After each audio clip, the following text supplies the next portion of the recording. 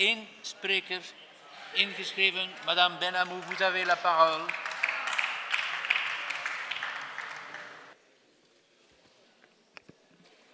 Monsieur le Président, Mesdames et Messieurs les ministres, chers collègues, si certains en doutaient, la lecture du volet fonction publique de l'accord de gouvernement suffirait à les convaincre. Ce gouvernement n'aime pas l'État. Et j'entends ici le terme d'État, non pas en tant que nation, mais bien en tant que structure. Jaurès disait que le service public, c'est le patrimoine de ceux qui n'en ont pas. Avec les mesures que vous proposez, c'est bien à ce patrimoine commun que vous vous en prenez. Derrière un accord verbeux et peu précis, que trouve-t-on? Un objectif central, celui d'établir le privé comme modèle de référence. Arriver à ce que les gains de productivité enregistrés dans le secteur privé soient reflétés au sein de la fonction publique. Et pour ce faire, de mettre en place des indicateurs de productivité. Monsieur le ministre, qu'est-ce que vous entendez par là?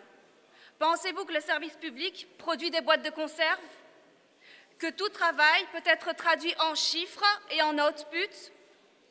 La qualité du service au public ne mérite-t-il pas mieux qu'une approche quantitative?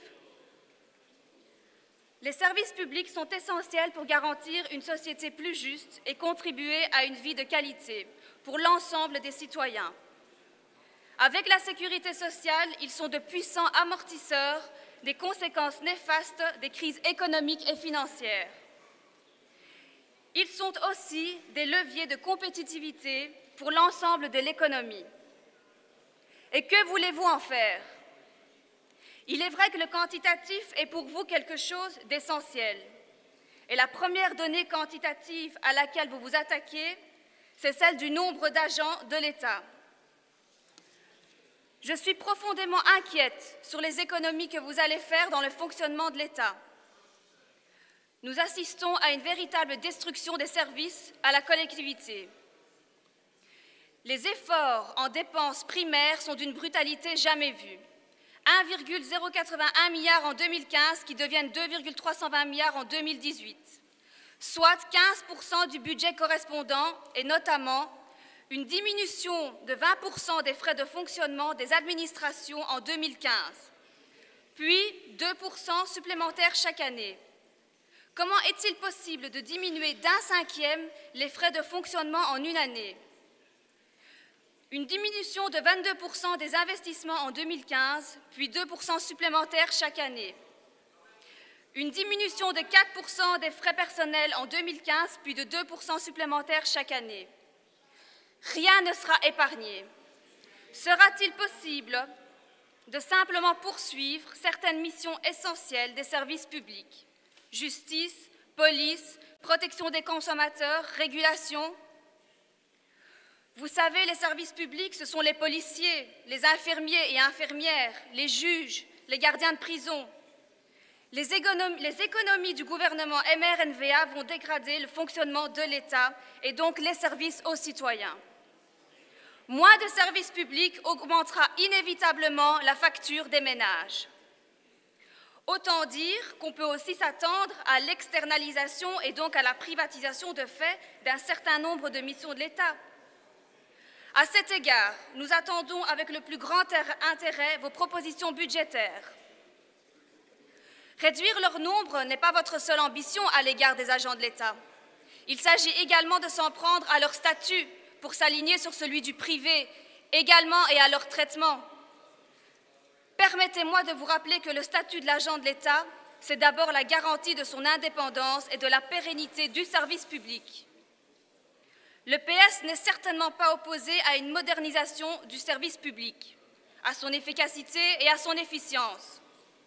Il ne s'agit pas non plus, pour moi, d'opposer privé et public, comme vous le faites. Il s'agit de s'assurer que toute réforme se fasse dans le sens du progrès social sur les lieux de travail et pour l'amélioration du fonctionnement de nos administrations fédérales. Le véritable défi n'est pas moins de services publics, mais bien mieux de services publics. Pour être efficaces, les fonctionnaires, à l'instar de tous les travailleurs, doivent pouvoir évoluer dans un cadre de travail approprié, disposer de perspectives de carrière et être associés aux changements envisagés. À cet égard, il est essentiel de soutenir un dialogue constructif garant d'une paix sociale durable.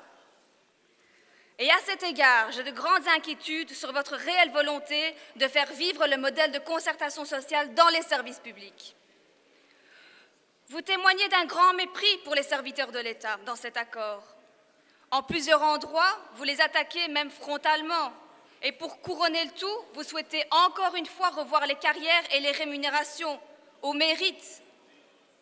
Monsieur le Président, Mesdames et Messieurs les ministres, chers collègues, je ne m'attendais pas à ce qu'un gouvernement de droite fasse preuve de tendresse à l'égard des services publics, qui sont d'abord des services au public. Mais on aurait pu espérer au moins un peu de respect des serviteurs de l'État et de ce qui fait la base de notre modèle, à savoir la concertation sociale. Je vous prie de croire que nous serons particulièrement attentifs à la mise en œuvre de ce volet de l'accord. Je vous remercie. Merci.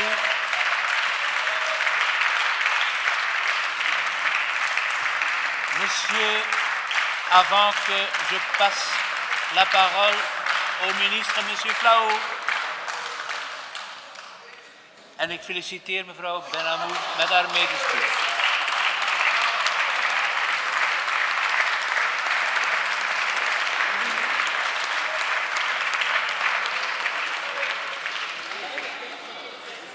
Monsieur Flao.